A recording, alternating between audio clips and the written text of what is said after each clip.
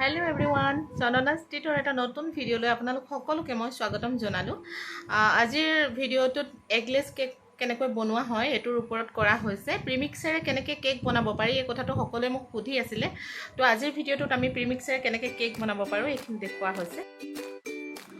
যেহেতু কেকৰ বহুখিনি অৰ্ডাৰ থাকে মোৰ এটা এতিয়া 2 পাউণ্ডৰ ভ্যানিলা এগলেছ কেকৰ অৰ্ডাৰ আছে। মই নৰ্মেলি গোটেইখিনি কেক প্ৰিমিক্সৰে বনাওঁ।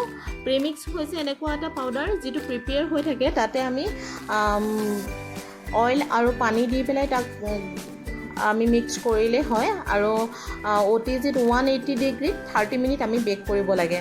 মই 2 পাউণ্ডৰ কেকটো বনাবৰ কাৰণে মই 400 গ্ৰাম ভেনিলা প্ৰিমিক্স লৈছোঁ আৰু 1 টিস্পুন মই ৰিফাইন অইল দিলোঁ আৰু 250 ml মই পানী দি পেলাই ইয়াক মিক্স কৰিছোঁ আৰু বাটিত মই পেপাৰ ফালি তাতে অকণমান ৰিফাইন লগাই লৈ মই OTGত মই 180 ডিগ্ৰীত 30 মিনিট মই বেক কৰিছোঁ।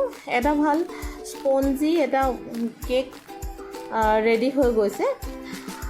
প্ৰিমিক্সৰে কেক বনোৱাটো সাধাৰণতে কোনো মানুহে কৈ নিদিয়ে বা কোনো ট্ৰেইনাৰে কেকৰ ক্লাছ দিওঁতে শিকাই নিদিয়ে, কিন্তু মই এতিয়ালৈকে যিমান ক্লাছ দিছোঁ বা মই মোৰ যিমানখিনি ষ্টুডেণ্ট আছে সকলোকে মই প্ৰিমিক্সৰে কেক বনাবলৈ শিকাইছোঁ।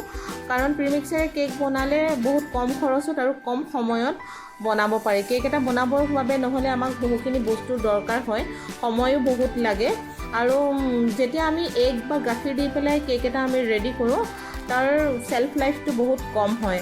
আৰু আইচিং কৰিবৰ কাৰণে আমি সাধাৰণতে যদি আমি এগলেছ কেক বনাওঁ তাৰ কেকটো ভালো হৈ থাকে আৰু খাবলৈ টেষ্টটো ভাল হয়।